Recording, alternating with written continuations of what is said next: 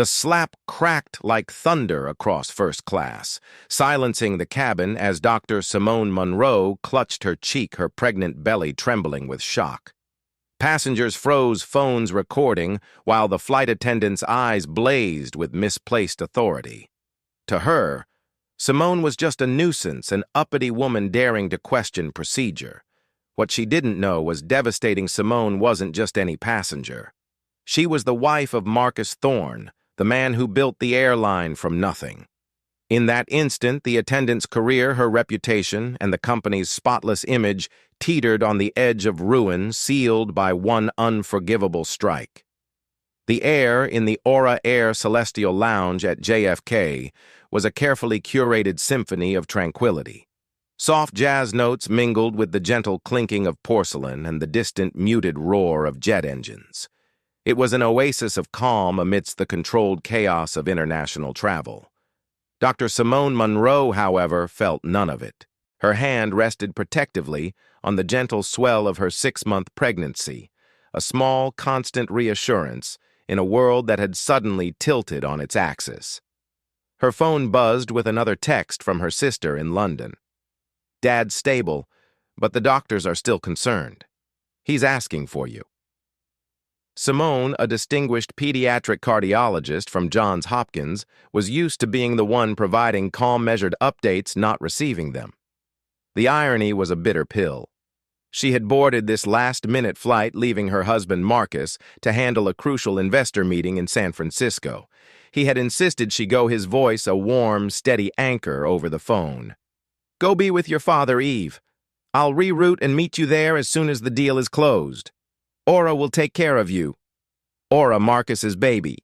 He had built it from a scrappy charter service into a boutique luxury airline renowned for its service. He poured his soul into every detail, from the thread count on the duvet in the sleep pods to the sommelier-selected wine list. For Simone, flying Aura Air usually felt like an extension of home. Today, it was just a means to an end, a 7-hour chasm of anxiety she had to cross. As she was escorted to the gate for priority boarding, she felt a familiar wave of morning sickness, an unwelcome companion that had overstayed its first trimester welcome. All she wanted was to curl up in her seat with a bottle of water and a blanket and disappear until they landed at Heathrow. She found her seat 1A, a private suite at the very front of the first-class cabin. She settled into the plush leather, her body sighing in relief. She was just closing her eyes when a crisp, almost sharp voice cut through her momentary peace. "Ma'am, I'll need to take your coat and stow your handbag for takeoff." Simone looked up at a flight attendant whose name tag read Karen Miller. She was a woman in her late 40s with blonde hair pulled back into a severe bun and a smile that didn't reach her cold blue eyes. There was an air of rigid authority about her, the kind that comes from decades of enforcing federal aviation regulations and judging passengers' carry-on luggage. "Of course," Simone said, her voice a little tired. "Could I possibly get a bottle of water before we take off? I'm feeling a bit unwell." Karen's smile tightened. "We'll begin our full beverage service once we reach cruising altitude." "I understand," Simone replied, trying to keep her tone even. "I just feel a little dehydrated. I'm pregnant, and a simple bottle of water would really help." Karen glanced dismissively at Simone's bump, a flicker of something unreadable in her eyes. It was a look Simone had seen before, a subtle cocktail of doubt and annoyance. It was the look that questioned whether she truly belonged here in this seat on this plane. The rules are for everyone's safety. All items must be stowed and all passengers must be seated. Once the captain turns off the seatbelt sign, I'll see what I can do. With that, she took Simone's bag and coat and disappeared. Simone sighed, leaning her head back. It was a small thing, a bottle of water, but the dismissive refusal felt personal. She tried to brush it off, blaming the woman's stress or her own heightened sensitivity. The plane pushed back from the gate. The safety video, featuring a cameo from Marcus that always made her smile, flickered to life. As the plane taxied towards the runway, Simone tried to adjust her seatbelt. The standard belt dug uncomfortably into her lower abdomen. She had flown just 3 weeks prior, and the crew had immediately and discreetly provided her with a seatbelt extender for comfort and safety. She looked for a call button, but Karen was already making her final pass through the cabin. "Excuse me?" Simone called out softly as Karen approached. "Could I get a seatbelt extender? This one is quite uncomfortable." Karen stopped, her posture stiffening. She looked down at Simone, then at the fastened belt, her lips pursed in a thin line of disapproval. "Ma'am, you need to be properly secured for takeoff. The belt is designed to sit low and tight across your hips." "I know," Simone said patiently, her medical training kicking in, "but on a pregnant woman that can put undue pressure on the uterus. An extender allows it to be positioned safely below the belly. Your colleague on my flight from Baltimore gave me one without any issue." Karen's expression soured. "I am the purser on this flight, and I am telling you that you are wearing it correctly. We don't just hand out extenders because a passenger finds the belt uncomfortable. They are for passengers of size who cannot otherwise secure the belt." The implication was clear and deeply insulting. Simone felt a flush of anger rise in her chest, but she tamped it down. It's not about comfort. It's about safety. Standard procedure for pregnant passengers on most major airlines, including, I believe, this one. I am aware of the procedure. Karen snapped, her voice now loud enough to draw the attention of the passenger in 2A, a young man with headphones around his neck who was now watching with undisguised interest. "And in my 20 years of flying, I've never had a complaint. Please keep the belt as it is." She made a move to walk away. This was no longer about a seatbelt or a bottle of water. It was about dignity. "I'm a doctor." Simone said, her voice quiet but firm, laced with an authority that Karen was not expecting. "And I am telling you that this is not safe for my baby. I will not put my child at risk because of your refusal to follow your own airline's protocol. Please get me an extender or get the captain." The cabin fell silent. The young man in 2A, whose name was Liam, had discreetly propped his phone up on his tray table and started recording. Karen's face, already pale, turned a mottled red. To be challenged so directly, so publicly by this woman. It was an affront to her authority, her experience, her entire sense of order. In her mind, Simone was no longer a passenger. She was a problem, an uppity woman who thought her first-class ticket gave her the right to question the crew. All the day's frustrations, a fight with her ex-husband over money, a younger flight attendant getting a more desirable route, the relentless pressure of the job coalesced into a single point of white-hot fury directed at Dr. Simone Monroe.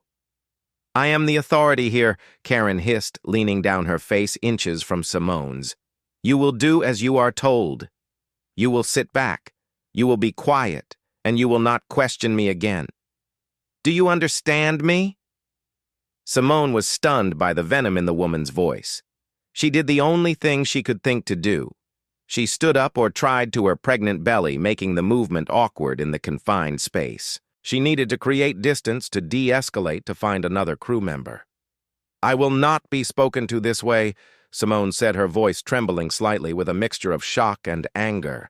"I am a passenger, and you are—" She never finished the sentence. In a flash of pure, unrestrained rage, Karen's hand shot out. The sound was a sickening crack that cut through the cabin's hum. A slap, hard and sharp, across Simone's face. Time seemed to freeze. Simone stumbled back into her seat, her hand flying to her cheek, her mind reeling in disbelief. The sting on her skin was nothing compared to the profound shock, the absolute violation. A gasp came from an older woman across the aisle. Liam in 2A caught his breath, his phone still recording the lens, capturing the raw, ugly moment in perfect, damning clarity. Karen stood frozen for a second, her own eyes wide with a flicker of horror at what she'd done. The dam of her professionalism had not just cracked, it had been obliterated. But just as quickly, the horror was replaced by a defiant, defensive glare. Simone's world narrowed to the throbbing on her cheek in the face of the woman who had put it there. The anxiety about her father, the nausea, the stress of the trip, it all vanished, replaced by a cold, terrifying calm. The wife of Marcus Thorne had just been assaulted on an Aura Air flight, and Karen Miller had no idea of the world of consequences she had just unleashed upon herself. The slap's echo faded, but the silence it left behind was heavy and suffocating.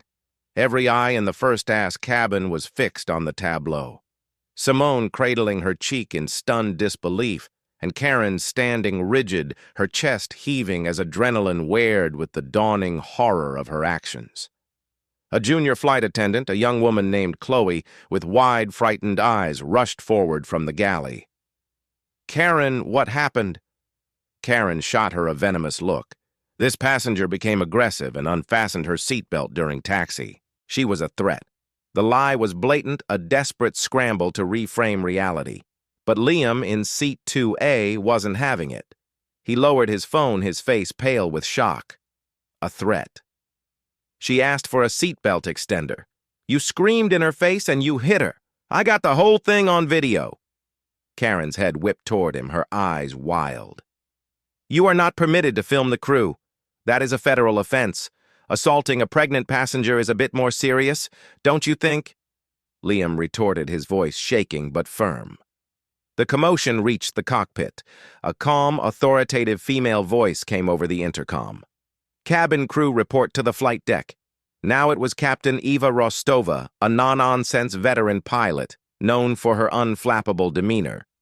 Chloe, looking terrified but resolute, touched Karen's arm. "We have to go." As Karen was led away, her face a mask of defiant fury. Chloe paused beside Simone's seat.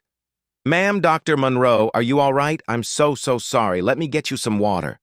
"An ice pack." Simone finally found her voice, though it was raspy. "My baby." I felt a sharp pain when she couldn't finish, her hand flying to her abdomen where a cramp was tightening like a fist. The stress, the shock, the physical jolt, it was all converging on the most vulnerable part of her. Panic flared in Chloe's eyes. Okay. We're returning to the gate immediately. The captain has already called for medics to meet us." The plane, which had been nearing the runway, began a slow, deliberate turn, back towards the terminal. An announcement from Captain Rostow came over the speakers, her voice devoid of emotion, but carrying an unmistakable weight of authority. "Ladies and gentlemen, this is your captain speaking. Due to a security incident in the cabin, we are returning to the gate. We appreciate your patience. We will provide more information shortly." Passengers in the other cabins began to murmur. Their curiosity piqued. In first class, the atmosphere was thick with a shared sense of shock. The older woman who had gasped, a Mrs. Gable, leaned across the aisle. "My dear, are you all right? I saw the whole thing. That woman was a menace. You were perfectly calm." "Thank you, Simone," whispered the validation, a small comfort. She accepted the ice pack Chloe offered, pressing it to her throbbing cheek. The physical pain was a dull ache, but the emotional turmoil was a raging storm. Her primary concern shifted entirely to the life inside her. The cramping was persistent, a terrifying reminder of her baby's fragility.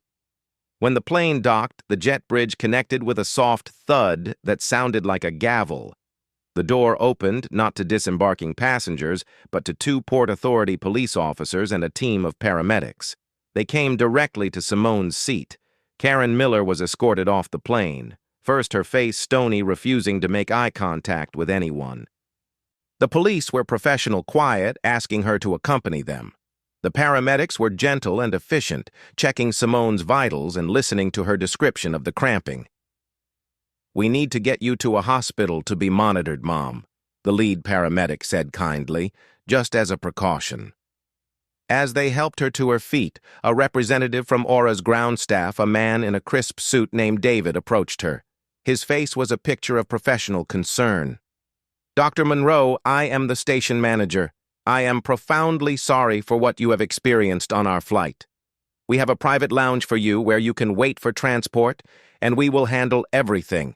Your luggage, your onward travel to London, everything."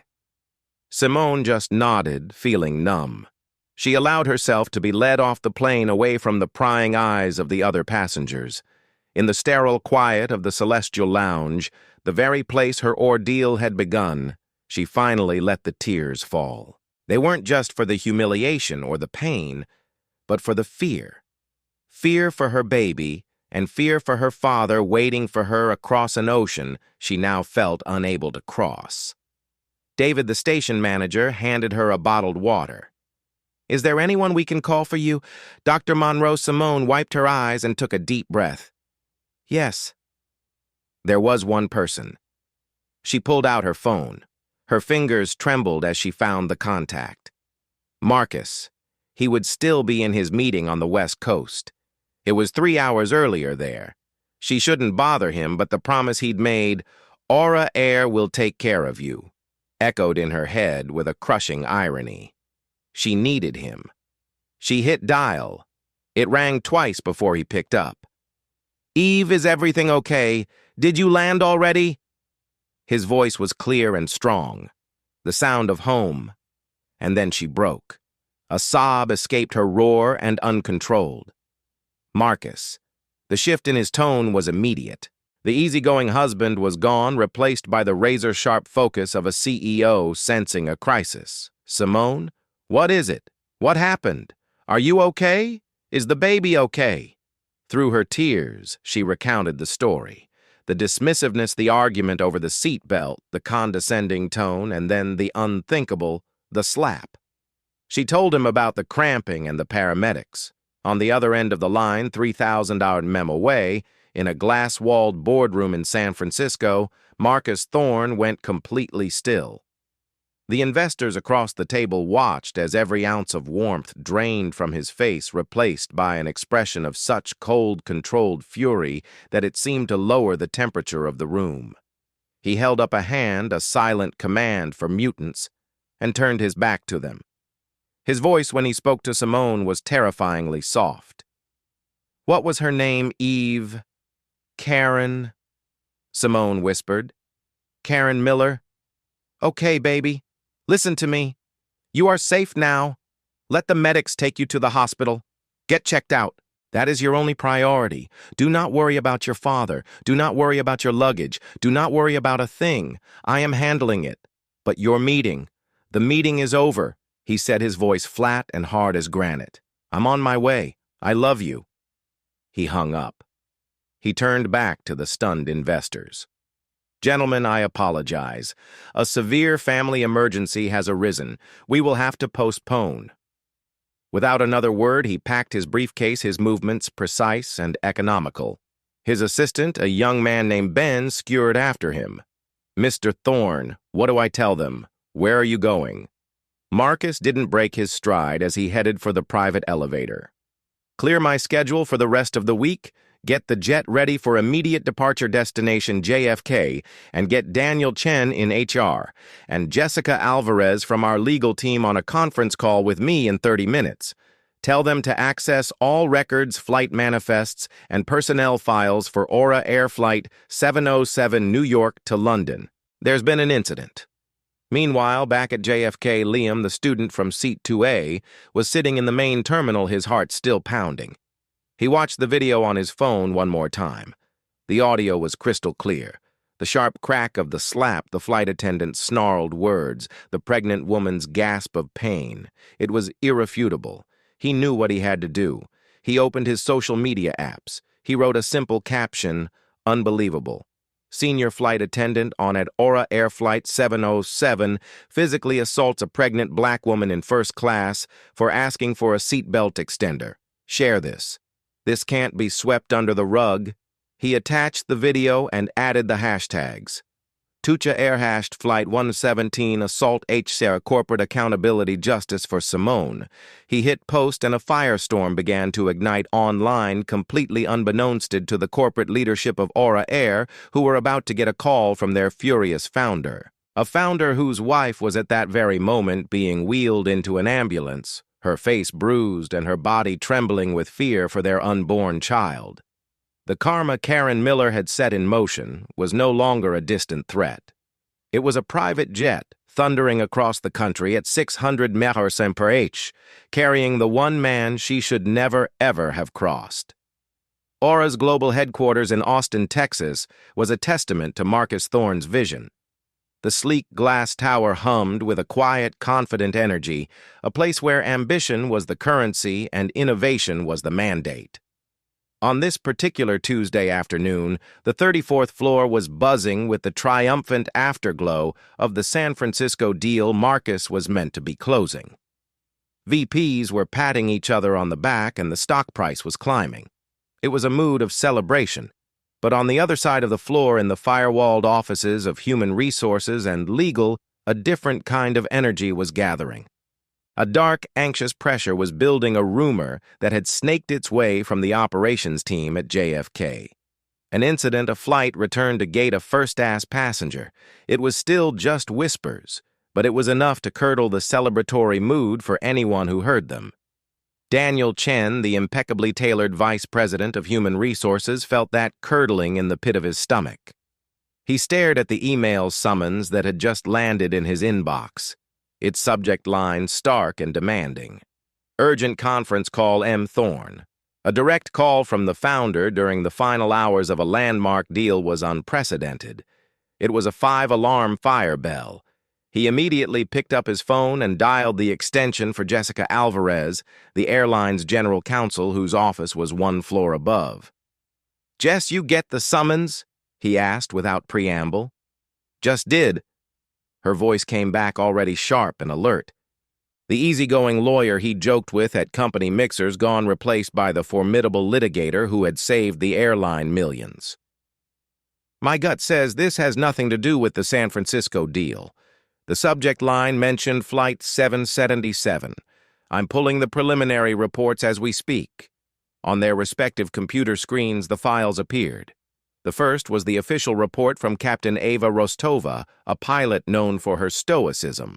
It was dry, professional, and full of carefully chosen FAA-compliant language. Flight 777 returned to gate at JFK due to a disruptive passenger incident involving purser Karen Miller and a passenger in seat 1A. Passenger alleged verbal abuse and physical contact. Purser Miller alleged passenger was non-compliant and aggressive. Port Authority police met the aircraft. Purser Miller has been placed on administrative leave pending full investigation. Passenger removed for medical evaluation. Standard by the book report from Rostover. Daniel murmured, scrolling. "She gives nothing away." "That's what worries me," Jessica retorted. "Now look at Miller's statement." Daniel opened the second file. Karen Miller's own report was a masterpiece of corporate self-preservation. It painted a vivid picture of a heroic flight attendant under siege. She described the passenger as unusually demanding from the moment she boarded and claimed she refused multiple polite requests to secure her seatbelt in accordance with federal law. The climax of her narrative was a carefully crafted paragraph of passive, evasive language. The passenger's agitation escalated to the point where she became a physical threat to herself and the cabin. In an attempt to de-escalate and create a safe space, I raised my hands defensively.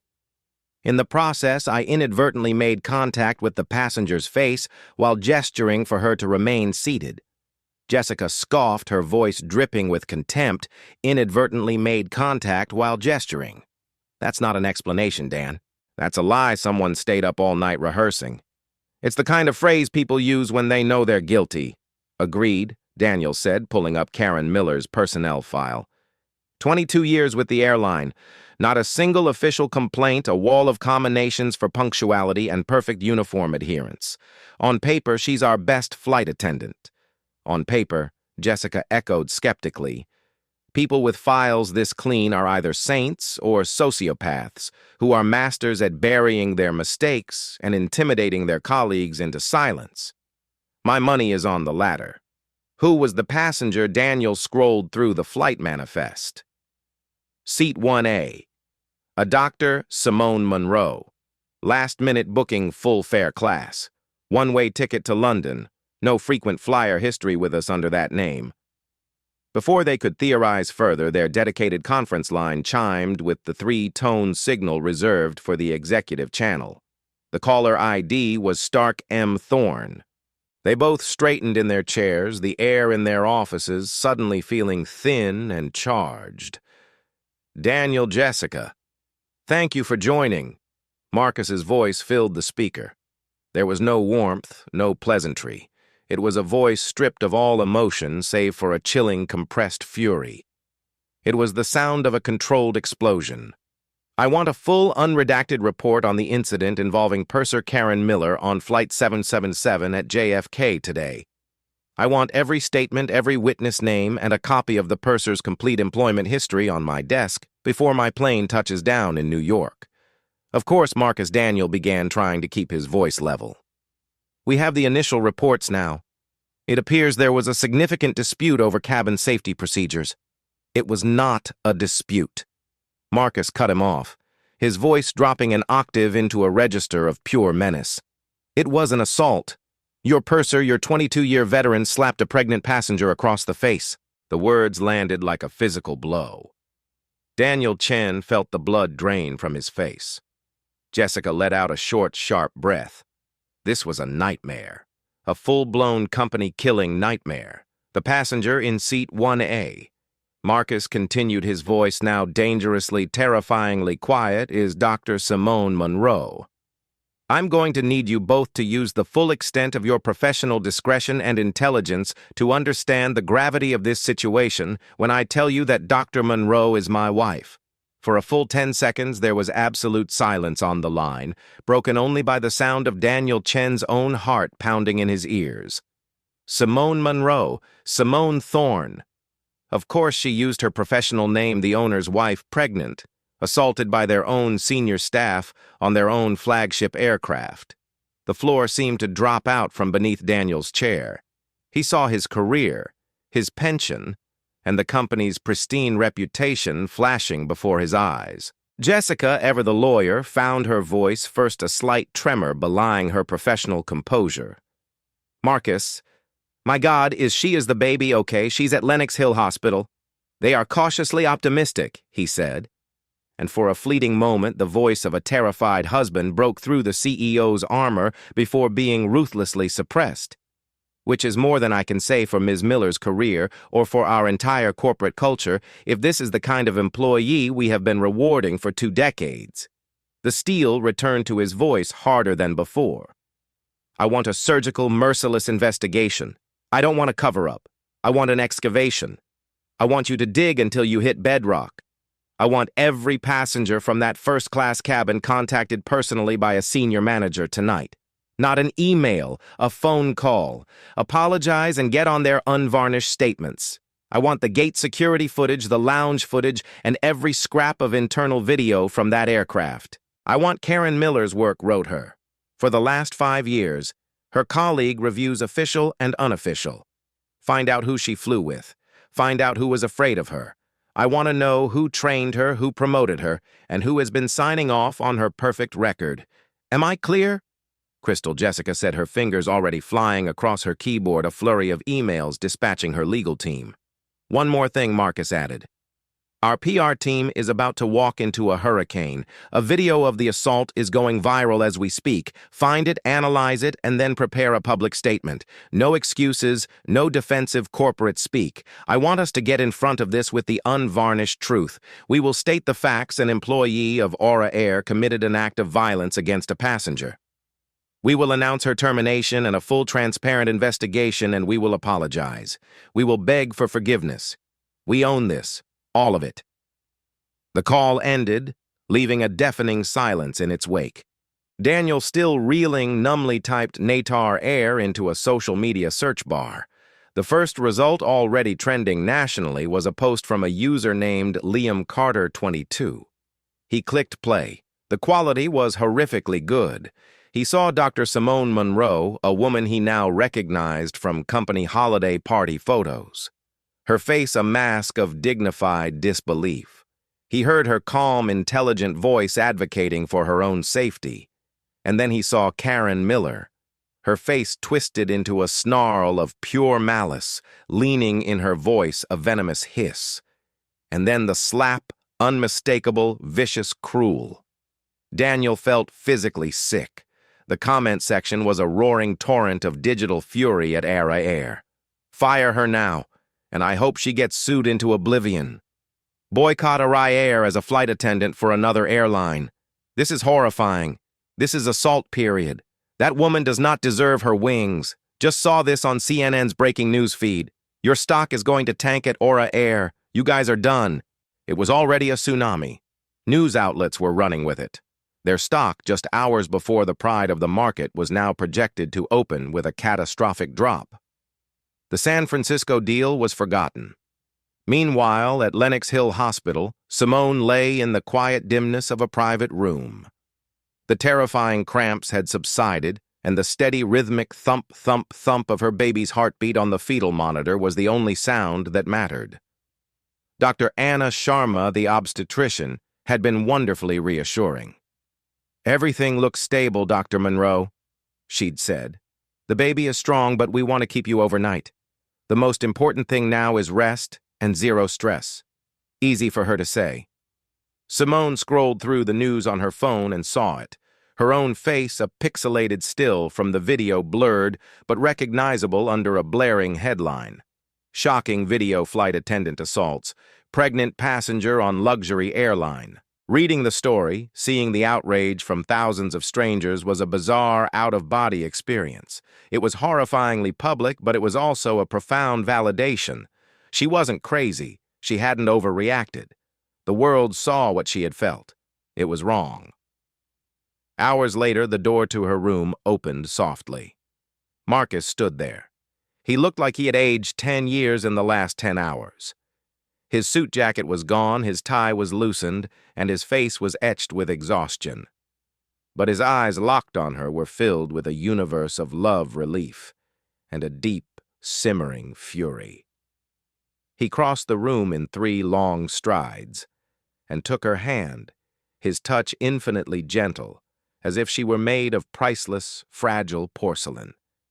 He didn't speak at first, just leaned down and pressed a long, soft kiss to her forehead, then another to the swell of her belly over the thin hospital blanket. "I'm so sorry, Eve." He finally whispered, his voice thick with an emotion he rarely showed. "I promised my airline would take care of you. I promised. And it let you down in the worst way imaginable." "It wasn't the airline, Marcus," she said softly, her fingers tracing the worry lines on his brow. "It was one hateful person." He looked up, and she saw the cold fire return to his eyes. One hateful person who was allowed to thrive in our system for 22 years. He counted that as a failure of leadership. "That is on me, and I am going to fix it. I am going to tear down the culture that allowed her to exist and rebuild it from the foundation up. I promise you that." His phone buzzed with a text. He glanced at it. It was from Jessica Alvarez. "We have her. Karen Miller has been called for a formal debriefing at JFK Ops 10:00 a.m. tomorrow. She's walking into the lion's den and has no idea." Marcus typed a quick reply. He then put the phone away and looked back at his wife, his expression softening once more. "You rest, Eve. You and our baby. That's all that matters." He kissed her again. "I have a meeting to attend tomorrow." He was no longer just the husband. He was the founder, the CEO, the owner. He was the lion. And judgment was coming to New York. The Air JFK Operations Center was a world Karen Miller knew intimately. For 22 years, its corridors had been her domain. She walked down the hallway, the brisk, authoritative click of her heels on the polished terrazzo floor. A familiar sound of her own importance. She felt a knot of anxiety, of course, but it was a shallow, manageable feeling easily overshadowed by a towering sense of righteous indignation. Her union rep had been clear stick to the script. She had replayed the narrative in her mind 100 times, until it felt like the absolute truth. The passenger was agitated and non-compliant, a clear and present danger during a critical phase of ground movement. I felt threatened. My actions were solely to maintain control and ensure the safety of the cabin. The viral video was a pest and illegally recorded snippet stripped of all context. It was amateur theatrics against her decades of decorated service. The company, she reasoned with the conviction of a veteran, would always protect its own. They needed her. They would quell this social media brushfire with a quiet settlement and a non-disclosure agreement for the passenger. In a week, it would all be forgotten. She was safe.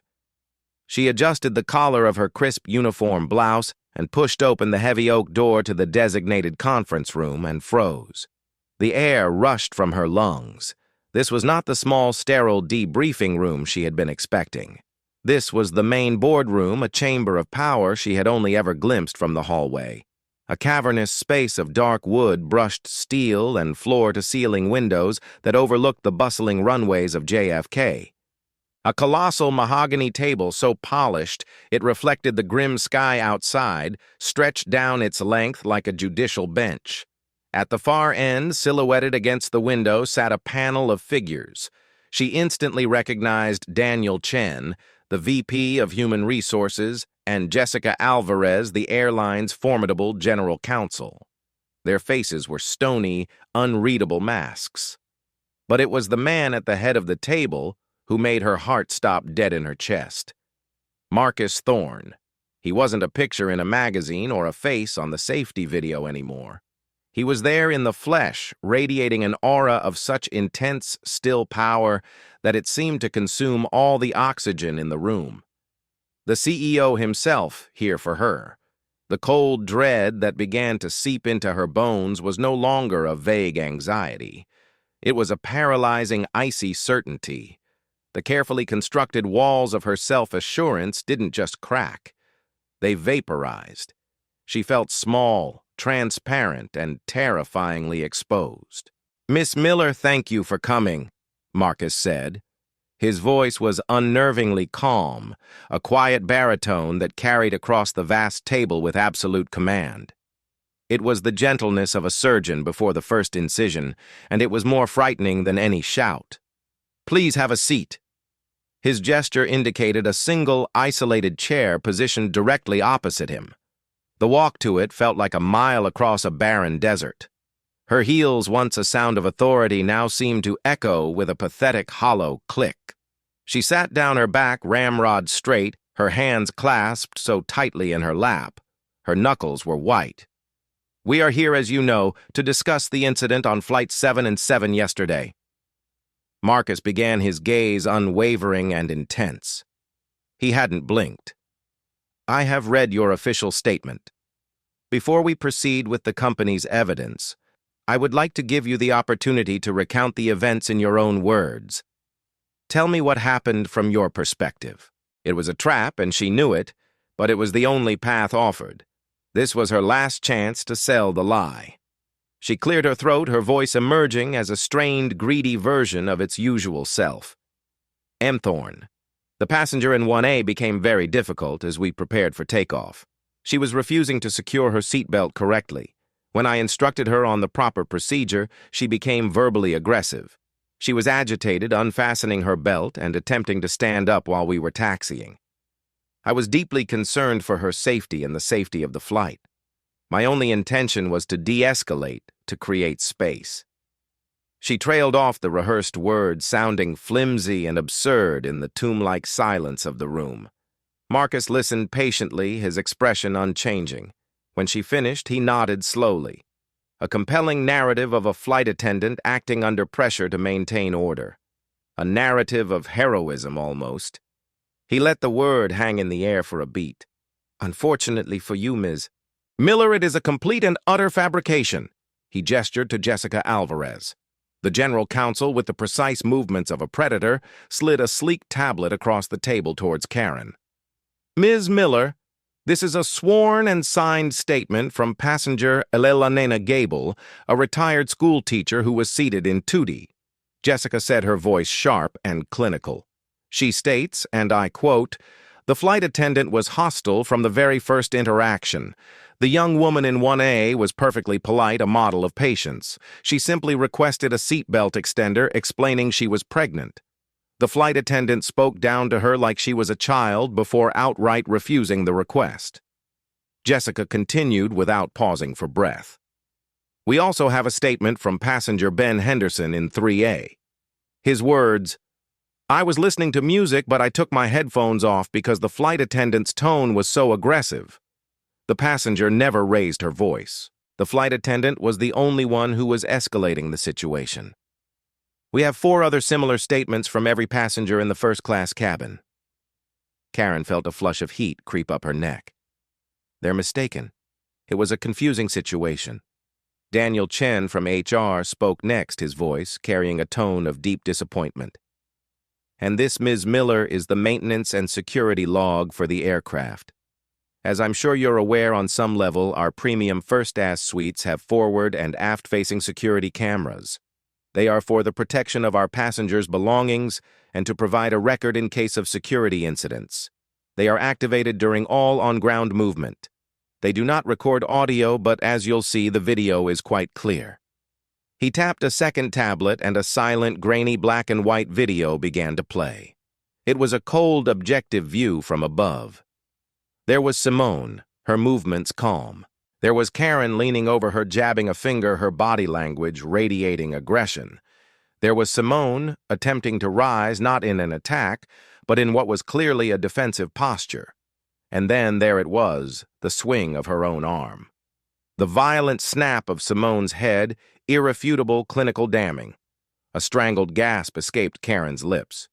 She stared at the screen at her own ghostly image committing the act. She had never known about those cameras. In 22 years, no one had ever mentioned them.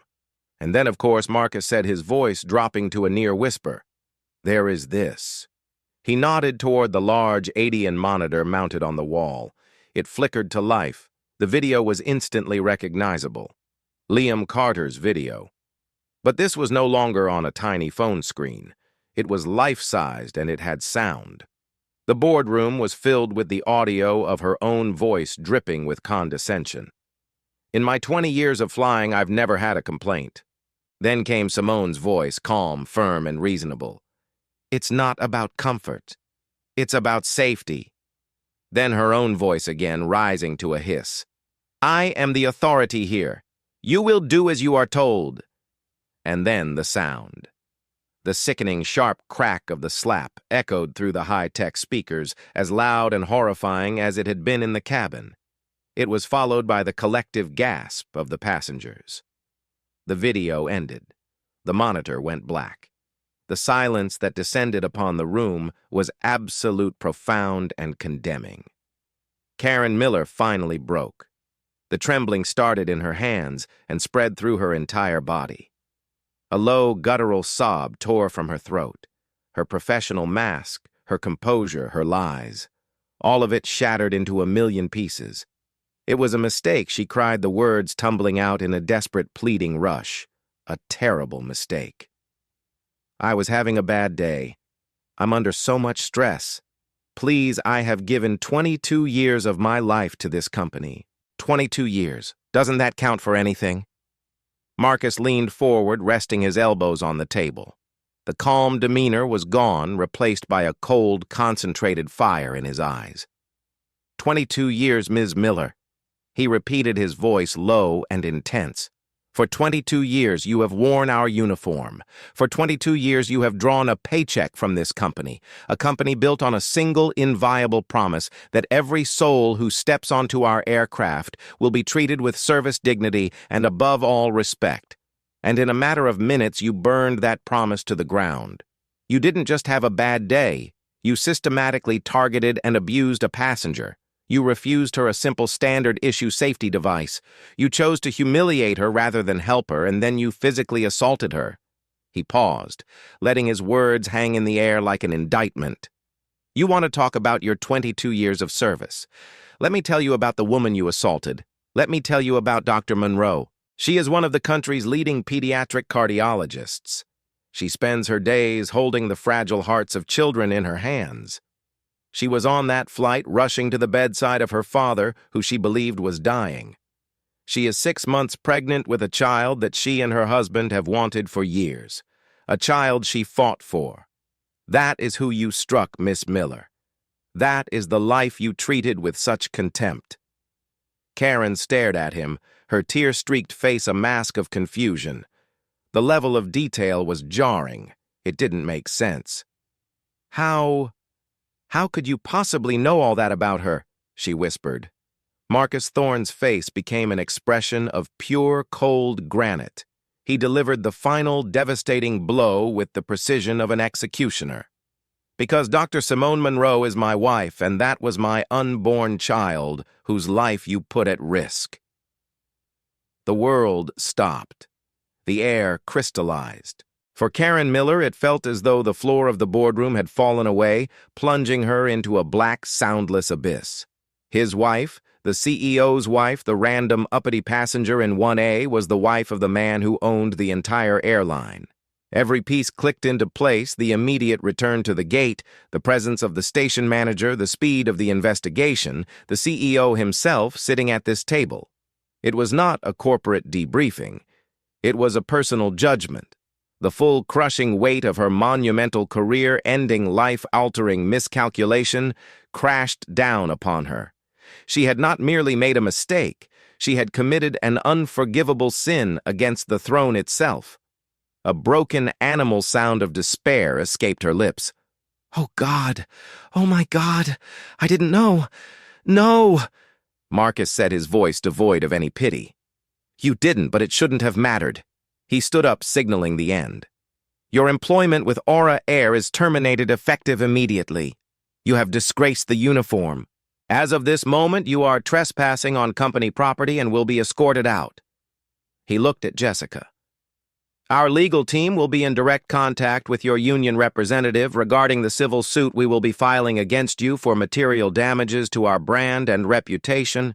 The criminal matter, Ms. Miller, is already in the hands of the Queen's District Attorney. We are, of course, their star witness."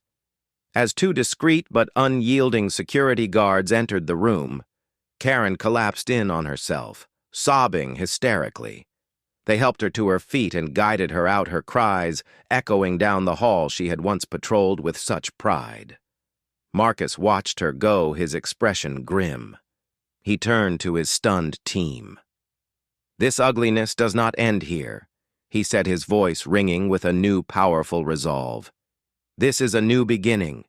This cancer of prejudice was allowed to grow in the dark. We are about to flood this entire company with light." In the weeks that followed, Marcus Thorne didn't just manage a crisis, he ignited a revolution. He personally fronted a press conference, his public apology raw and direct. He announced not just the termination, but the vigorous prosecution of Karen Miller. He then introduced the Simone Monroe Initiative, a ground-up overhaul of corporate culture. It mandated deep, immersive training on unconscious bias de-escalation and dignitary service designed and co-led by civil rights experts.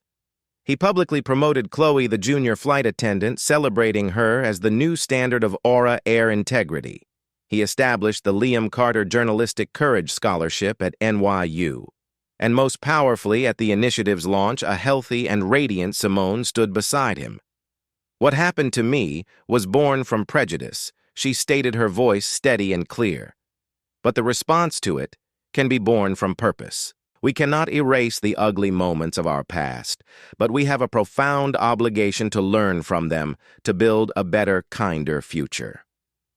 The story of Flight 777 became an industry legend, not just as a cautionary tale of one woman's spectacular downfall, but as the story of an airline that faced its darkest moment and chose not to hide, but to transform. Aura Air became a leader not just in luxury, but in ethics, a legacy of accountability, rebirth, and respect, forged in the fire of one hateful act and the unwavering conviction of a husband who turned a personal violation into a universal victory. The story of Karen Miller isn't just about a single catastrophic mistake. It's a testament to the fact that karma often works, not through mystical forces, but through the clear, direct consequences of our own actions. She didn't just lose her job, she faced a public reckoning, legal penalties, and the irreversible shame of her prejudice being broadcast to the world. Her 22-year career was erased by 22 seconds of hate. But the true karma, the lasting impact, was not in her downfall, but in the positive change it created. Because of her actions, a multi-billion-dollar airline was forced to look in the mirror and become better. New training programs were born, brave employees were rewarded, and a new standard of accountability was set. It's a powerful reminder that while one person's cruelty can cause immense pain, the response to that cruelty can create ripples of positive change that extend far beyond the initial event. If this story of ultimate accountability and TR transformative justice resonated with you, please show your support by hitting the like button, sharing it with your friends, and subscribing to the channel. Your engagement helps us bring more compelling stories like this to light.